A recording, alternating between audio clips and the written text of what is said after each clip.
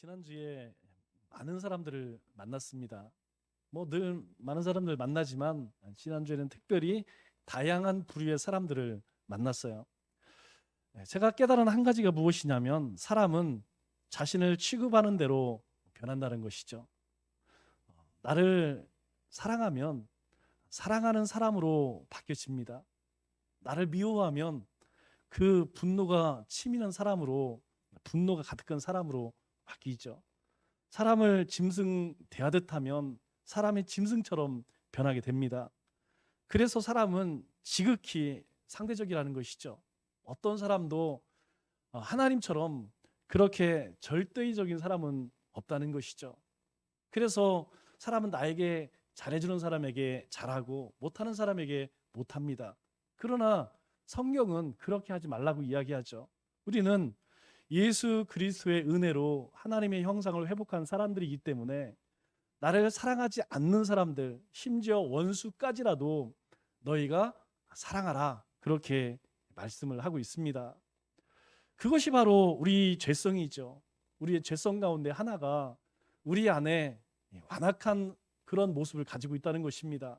그것이 어느 때 우리의 주머니를 뚫고 나올지 아무도 모르죠. 그러나 분명한 것은 누군가 내 옆구리를 쿡 찌르면 분명히 그 송곳은 내 주머니를 뚫고 나온다는 것입니다.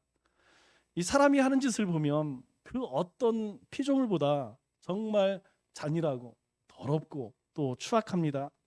하나님께서 이 모두를 멸망시켜버려도 사실 할 말이 없죠.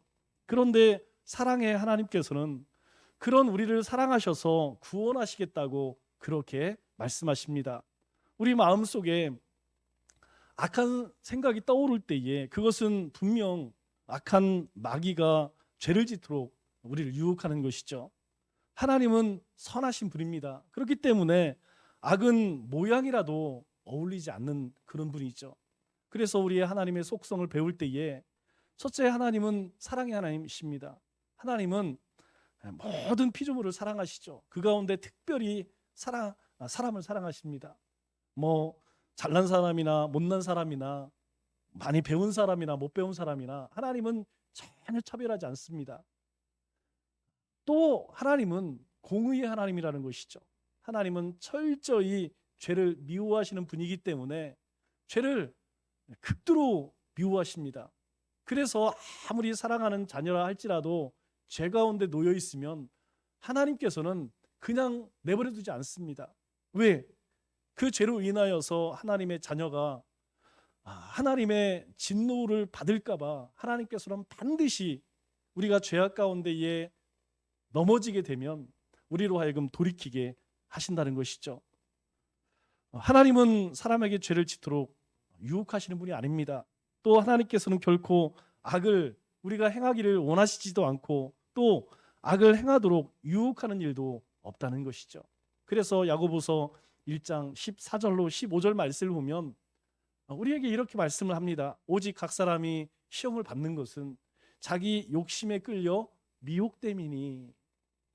그래서 욕심이 잉태한즉 죄를 낳고 죄가 장성한즉 사망을 낳느니라. 결국 우리가 시험을 받고 넘어지는 이유는 무엇이냐? 내 욕심에 끌려 미혹되기 때문에 내 마음 자체가 이미 죄 가운데에 미혹이 되어 버려서 하나님의 말씀을 기억지 않고 우리의 생각을 쫓아가서 결국은 죽음에 이를 수밖에 없다, 그렇게 말씀하죠. 그런데 하나님께서 우리로 하여금 그 죄 가운데, 욕심 가운데 있을 때에, 또 죄 가운데 있을 때에 하나님께서는 깨닫게 하시죠. 그것이 바로 시편 1편의 말씀입니다. 우리가 악인의 꾀에 속을 때에, 또 죄인의 자리에 그렇게 서게 될 때에, 오만한 자리에 앉게 될 때에 하나님께서는 말씀을 통하여 또 여러 사람을 통하여 환경을 통하여서 우리로 하여금 돌이키게 하시죠.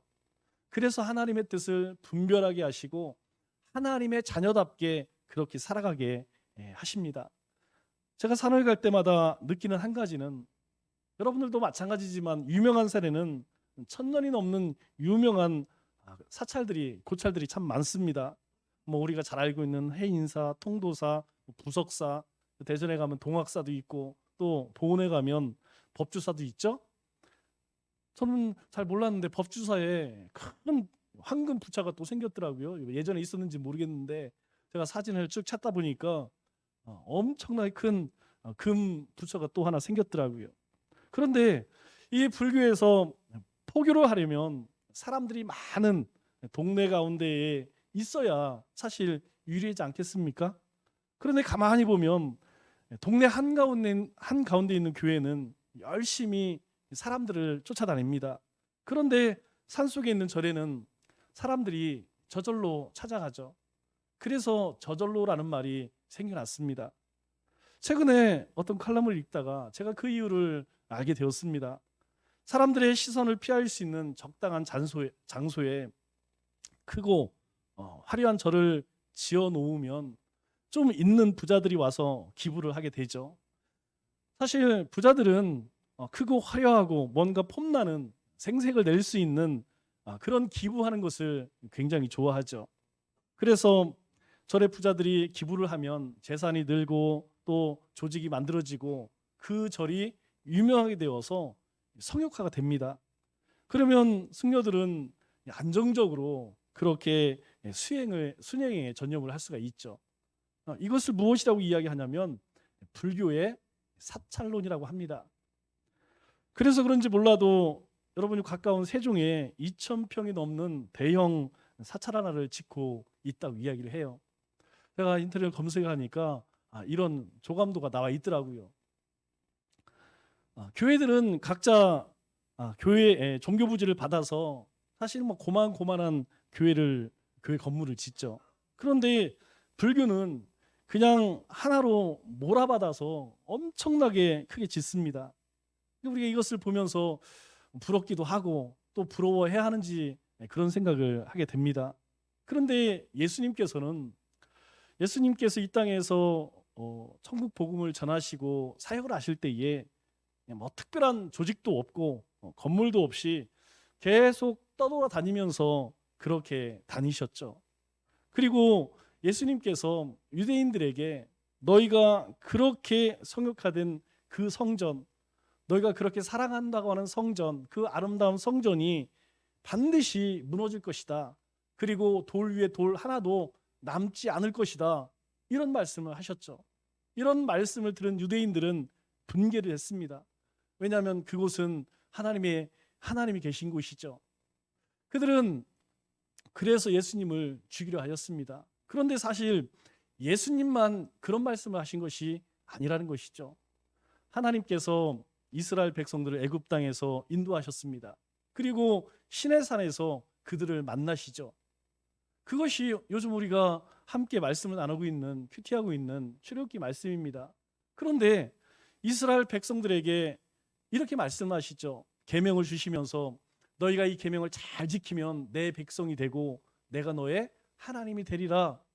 너희가 이 말씀을 계명을 잘 지켜라. 그렇게 당부를 하시죠. 그때 이스라엘 백성들은 두려움에 떱니다. 그런데 이 10계명을 이스라엘 백성들이 주시고 곧바로 하시는 말씀이 어제 큐티 말씀인데 뭐라고 말씀하시냐면 출애굽기 20장 22절로 26절에 이상한 말씀을 하세요.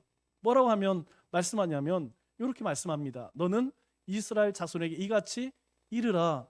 하나님께서 이스라엘 백성들을 만나시려고 하는데 이스라엘 백성들이 너무 두려워하는 거예요. 그래서 이스라엘 백성들이 하나님께서 할 얘기가 있으면 모세를 통해서 우리에게 얘기해 주십시오. 그래서 하나님께서 모세를 통해서 말씀하십니다. 내가 하늘로부터 너희에게 말하는 것을 너희 스스로 보았으니. 그러니까 하나님께서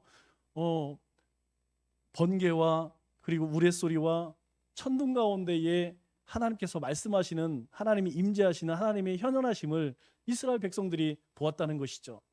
그 본 이스라엘 백성들에게 너희는 나를 비겨서 은이나 금이나 너희를 위하여 신상을 만들지 말고, 이 얘기는 이게 하나님이다. 그렇게 해서 그 어떤 것들로 형상을 만들어서 섬기지 말라. 다만 내가 흙으로 단을 쌓아서 그 위에 양과 소로 번제와 화목제를 드려라. 라고 하시면서 이렇게 말씀하시죠. 내가 내 이름을 기념하는 모든 곳에서 내게 임하여 복을 주리라. 하나님께서는요, 성전에만 계신 것이 아니라 내가 어느 곳에 있든지 내가 나를 기념하고 예배를 한다면 내가 그곳에서 임재할 것이고 그곳에서 너를 복을 줄 것이다. 그러니까 내가 항상 어느 곳이든지 하나님의 이름을 부르라는 것입니다. 그럼 만나 주시겠다는 것이죠. 그러시면서 덧붙이는 말씀이 무엇이냐면, 내가 내게 돌로 제단을 쌓거든 절대로 다듬은 돌로 쌓지 마라. 내가 정으로 그것을 쪼으면 부정하게 함이다. 그러니까 내가 하나님께 제단을 쌓을 때에 절대로 너희가 망치로 해서 멋진 그런 거 만들지 말고 그냥 있는 그대로 쌓아서 너희가 하나님께 예배를 드려라. 그렇게 이야기하는 것이죠. 이 말씀의 의미는 무엇이냐면, 무엇인가 하나님을 만나려고 할 때에 너희의 수고나 너희의 의로 하나님을 만나려고 하지 말라, 이 얘기하시는 것이죠. 하나님은 우리를 은혜로 백성 삼으셨습니다. 이스라엘 백성도 마찬가지죠. 그러니까 너희가 그 하나님의 은혜를 힘입어 하나님 앞에 나오는 것이지, 너희가 아름다운 제단을 쌓고 멋진 제단을 만들어서 그렇게 정성을 다해야 만나는 하나님이 아니라는 것이죠. 왜냐하면 우상들은 그러했습니다. 우상들은 멋진 제단을 만들고 멋진 그런 제물을 드리고 그럴 때에 만나 주신다고 했거든요. 그런데 하나님 그렇지 않다는 것이죠. 그냥 너희가 있는 그대로 아무 수고하지 말고, 내가 너희를 만나는 것은 순수하게 내가 너희를 사랑하는 거기 때문에 너희는 그렇게 하지 말라는 것이죠. 그러면서 또 이렇게 이야기합니다. 너는 층계로 내 제단에 오르지 말라. 층계로 내 제단에 오르지 말라는 이야기는 층계에 있는 제단을 만들지 말라는 것이죠. 왜? 거기로 오르게 되면, 높이 오르게 되면 너의 하체가 드러날까 함이라. 이 말씀 역시 똑같은 말씀입니다. 우리가 하나님 앞에 나아갈 때 그 어떤 인간의 공로 가지고 하나님 앞에 나오는 것이 아니라는 것이죠. 오직 하나님의 은혜 때문에 우리가 하나님의 백성이 되었고 하나님의 자녀가 되었기 때문에 오직 그 하나님의 은혜를 덧입어서 하나님께 나오라. 너희가 멋진 제단 쌓아서 그곳에서 하나님 만나려고. 왜 그렇습니까? 사람이 그렇잖아요. 우리가 무엇인가 하나님 앞에 행한 일이 있으면 그거 숨겨두는 사람이 있습니까? 드러내고 싶잖아요. 하나님, 우리가 이렇게 멋진 제단을 쌓습니다. 그러니까 우리에게 당연히 복 줘야지. 그렇지 않습니까? 그거 하지 말라는 거예요. 하나님은 그런 분이 아니라는 거예요. 여러분, 실제로 이 사진을 보면 한 곳에 있는 사진 같지만 전 세계에 퍼져 있는 곳이에요. 여러분, 인터넷 쳐보세요. 멕시코, 잉카, 그리고 앙코르와트, 그리고 중동, 중국, 전 세계에 각각 다른 곳에 다 퍼져 있는 제단입니다. 모든 우상들 제단은 이렇게 아름답게 제단을 쌓아서 그 꼭대기에서 제물을 드렸죠. 그런데 하나님께서는 이렇게 하지 말라는 것입니다. 하나님은 이곳에서 만나는 분이 아니라 내가 내 이름을 기억하여서 어느 곳인지 내 이름을 찾으면 내가 너희를 만나 주실 것이라는 것이죠. 그래서 여러분, 주님께서 말씀하신 대로 예루살렘 성전 무너졌어요. 그 이전에 솔로몬 성전은 온전했나요? 아니죠. 솔로몬 성전은 정말 상상할 수 없이 아름다운 그런 성전이었습니다. 왜 그러냐면 모든 벽을 무엇으로 칠했어요? 금으로 다 입혔어요. 해가 떴을 때에 얼마나 아름답겠습니까? 70년 종살이하고 돌아왔을 때에 그 초라한 예루살렘 성전을 바라보면서 나이 드신 어르신들, 노인들이 어떻게 합니까? 눈물을 흘리죠. 왜? 예전에 그 영광이 사라졌거든요. 그리고 나서 스룹바벨과 헤롯을 통해서 다시 성전이 재건되었지만 그 성전이 온전했나요? 로마에 의해서 완전히 무너져 버리고 말았죠. 그러면 과연 우리의 진정한 성전이 무엇일까요? 또 진정한 성전의 삶은 어떤 것일까요? 우리가 주님의 말씀을 잘 기억하면서 우리가 하나님 앞에 성전된 삶을 살 수 있어야 한다는 것이죠. 다윗이 처음 성경에 등장한 것은 사무엘이 기름을 부으러 이새의 집에 왔을 때입니다. 다윗은 사실 그곳에 오지 못했죠. 키 크고 잘생긴 7 아들들만 그곳에 불려 들어갔습니다. 그래서 10절 말씀을 보니까 이렇게 말씀을 하죠. 뭐라고 이야기합니까? 이새가 그의 아들 7을 다 사무엘 앞으로 지나가게 하나 여호와께서 그들을 택하지 아니하셨느니라. 다윗을 뺀 형들을 다 불렀지만 하나님께서 택하지 않으셨다, 그렇게 이야기합니다. 그때 어린 다윗은 들에서 양을 치고 있었죠. 11절 말씀을 보니까 사무엘이 묻습니다. 내 아들들이 여기 다 있느냐? 이게 아들들 전부냐? 그랬더니 이새가 아직 막내가 남았는데 지금 양을 치고 있습니다. 그랬더니 사무엘이 그럼 빨리 사람을 보내어서 데려와라. 만일 그 아이를 데려오기까지 우리는 식사 자리에 밥 안 먹겠다. 밥 안 먹고 기다릴 거야. 사실 뒤늦게 사무엘이 이 아이가 빠진 것을 알게 되었죠. 그리고 데려오기 전에는 식사 자리에 앉지 않겠다고 그렇게 나서고 나서야 비로소 이 아이의 존재가 드러나기 시작했습니다. 이 아이를 양치는 곳에서 데려오라. 그러나 이 다윗을 기대한 사람이 있었을까요? 사실 아무도 없었을 것입니다. 와봐야 뻔했거든요. 햇볕에 그을린 얼굴이 검고 피부는 거칠고 또 양들과 함께 살면서 더러워진 누더기 옷을 걸치고 있을 것이 뻔했기 때문이죠. 드디어 다윗이 왔습니다. 그런데 이 아이는 다른 형제들과 전혀 달랐다는 것이죠. 그 아이를 본 사무엘의 눈빛이 달라졌습니다.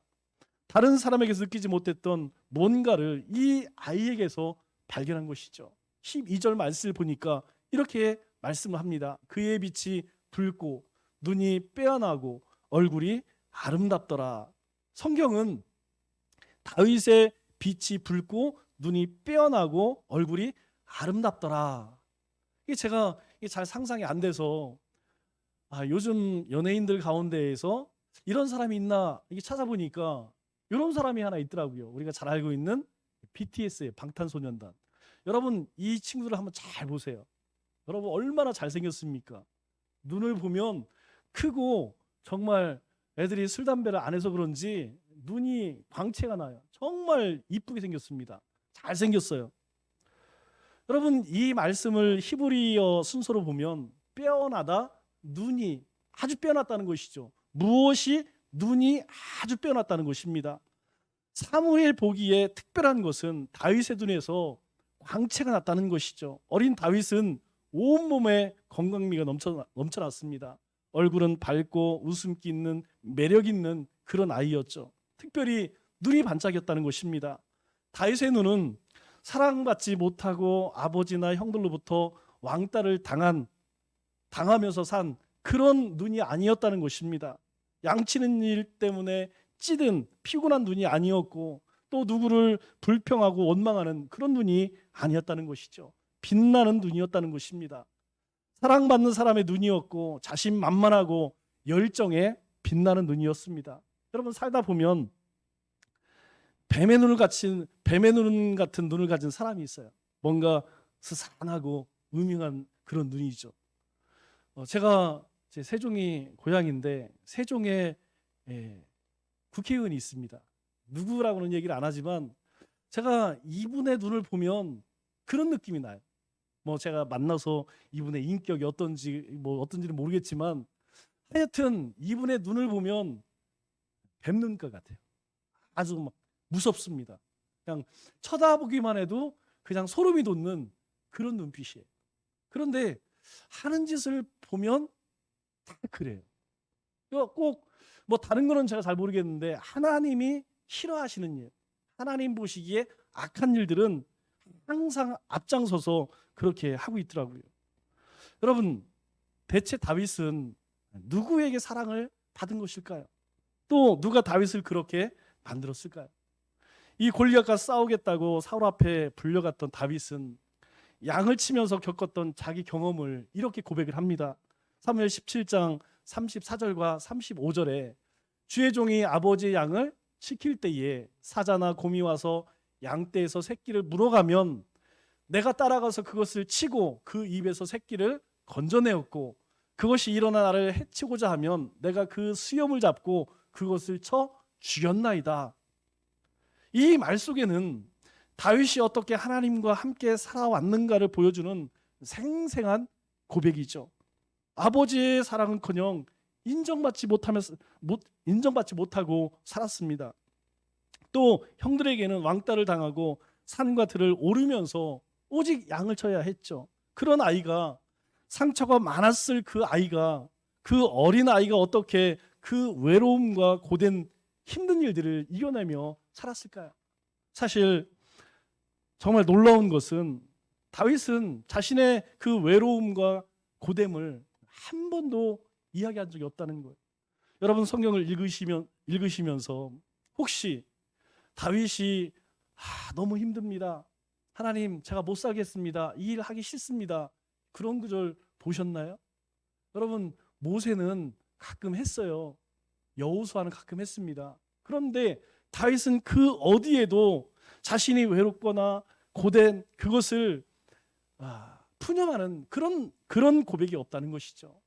단지 하나님과 함께 살았을 때 경험한 신나는 일들, 그것들만 이야기를 합니다. 다윗은 그 힘든 장소를 노래하고 시를 짓고 즐기던 장소로 만들었다는 것이죠. 후에 그는 위대한 시인이 되고 또 악기를 다루는 뮤지션이 되었습니다. 무엇보다 다윗은 하나님과 함께 사는 법을 바로 그곳에서 양을 키우면서 배웠다는 것이죠. 다윗은 하나님이 함께 하시면 못할 일이 없다는 것을 그는 경험했습니다. 즉 다윗은 하나님이 길러주셨다는 것이죠. 다윗은 하나님의 사랑을 많이 받고 자란 아이입니다. 그리고 하나님의 힘을 의지하면서 무엇이든지 할 수 있다는 자신감을 얻었죠. 이것이 아버지의 사랑을 받지 못하고 형들로부터 왕따를 당하며 산 어린 다윗의 얼굴과 눈이 그처럼 곱고 빛났던 이유라는 것입니다. 다윗의 눈은 사랑받은 자의 눈이고 희망에 빛나는 눈이었다는 것입니다. 그렇다면 이 어린 다윗은 누구로부터 하나님과 함께 사는 법을 배웠을까요? 적어도 아버지나 형들은 아니었다는 것이죠. 그렇다면 남은 사람은 그의 어머니뿐입니다. 그런데 다윗 주변 어디에도 어머니의 그림자는 없다는 사실입니다. 우리가 다윗을 이야기할 때마다 참 이상한 점 하나를 발견하게 됩니다. 그것은 다윗의 어머니가 처음부터 끝까지 단 한 번도 나타나지 않는다는 점이에요. 여러분이 성경을 읽으시면서 혹 다윗의 어머니에 관한 그런 말씀을 본 적이 있으신가요? 없습니다. 성경 어디를 찾아도 다윗의 어머니에 대한 그런 기록이 없어요. 다윗이 어렸을 때에 그의 어머니가 죽었을까요? 아니면 다윗은 어디에서 주워왔을까요? 하여튼 다윗은 어머니 없이 자란 것은 분명합니다. 그런데 추측하건대 이 어머니 외에 다윗에게 하나님을 가르쳐줄 사람이 다윗 주변에는 없었다는 사실입니다. 다윗이 어머니에 대해서 어떻게 기억하고 있을까요? 여러분 성경에 많이 기록되어 있지 않은데 그가 고백을 하면서 하나님 앞에 자신의 마음을 토설할 때에 이런 고백을 합니다. 시편 86편 16절 말씀을 보면 내게로 돌이키사 내게 은혜를 베푸소서, 주의 종에게 힘을 주시고, 지금 다윗이 어려운 상황 가운데에 놓여 있겠죠. 그때에 무엇이라고 이야기하냐면 주의 종에게 힘을 주시고 주의 여종의 아들을 후원하소서. 자신의 어머니에 대해서 뭐라고 이야기하냐면 주의 여종의 아들, 이렇게 이야기합니다. 또 시편 116편 16절 말씀을 보면 여호와여 나는 진실로 주님의 종입니다. 주의 여종의 아들 곧 주의 종이라 주께서 나의 결박을 푸셨나이다. 자신의 어머니에 대해서 무엇이라고 고백하냐면 자신이 노래를 할 때마다 주님의 여종, 주의 여종이라고 이야기를 하죠. 다시 이야기해서 여기서 이야기하는 주의 여종은 분명 다윗의 어머니인 것이 거의 분명하죠. 다윗은 자신의 어머니를 생각할 때마다 하나님께서 인정하는 하나님의 사람, 그래서 주님의 여종이라고 그렇게 불렀던 것입니다. 다윗은 자신이 어려움에 처할 때마다 하나님께서 주님의 여종을 기어가사 그녀의 아들을 건져달라고 간구한 만큼 어머니의 믿음을 신뢰했다는 사실이죠. 그런 어머니가 일찍 세상을 떠난 것인지 아니면 집을 나간 것인지 그것은 분명히 알 수 없습니다. 분명한 것은 이 어머니가 다윗에게 하나님을 심어주었다는 것이죠. 그리고 하나님은 그 믿음의 씨앗을, 그 신실함을 길러주셨습니다. 이름 없이 살았던 다윗의 어머니는 그 가정에 하나님의 소망을 심어 놓은 것이죠. 그리고 그 하나님의 소망은 다윗에게서 싹이 나고 자라고 열매를 맺게 하셨습니다. 하나님께서는 처음부터 끝까지 다윗을 지켜보고 계셨죠. 그리고 이스라엘의 위대한 왕으로 그렇게 삼기로 작정하셨습니다. 사무엘은 그 자리에서 하나님의 음성을 듣고 다윗에게 기름을 붓습니다. 그리고 마침내 다윗은 이스라엘의 최고 위대한 왕이 되었죠. 오늘 말씀에 기름을 부었을 때에 하나님의 영에 크게 감동된 왕, 하나님을 실망시키지 않는 왕, 그리고 하나님 마음에 합한 왕이라고 그렇게 칭찬받는 왕이 되었다는 것이죠. 하나님은 지금도 저와 여러분을 지켜보고 계십니다. 그리고 우리의 가정과 삶의 터전도 하나님은 지켜보고 계신다는 것이죠. 우리 모두는 누군가의 자녀이자 누군가의 부모라는 것입니다. 하나님께서 우리의 가정을 보시며 무슨 생각을 할까요? 하나님께서 우리 가정에 하나님의 말씀이 심겨지고 있는지, 또 하나님의 비전이, 하나님의 사명이 심겨지고 있는지 보시지 않겠습니까? 하나님께서 우리의 삶에, 우리의 자녀의, 우리의 가정에 무엇을 보시겠습니까? 7절 말씀을 보니까 하나님께서 이런 말씀을 하세요. 여호와께서 사무엘에게 이르시되 그의 용모와 키를 보지 말라. 내가 이미 그를 버렸노라. 누구를 이야기하는 것이죠? 이스라엘 백성들이도 왕을 주세요, 왕을 주세요. 그럴 때에 그들 눈에 보기 좋았던 사울을 왕에 세웁니다. 그런데 하나님께서 뭐라고 말씀하시냐면 그 용모와 키를 보지 말라.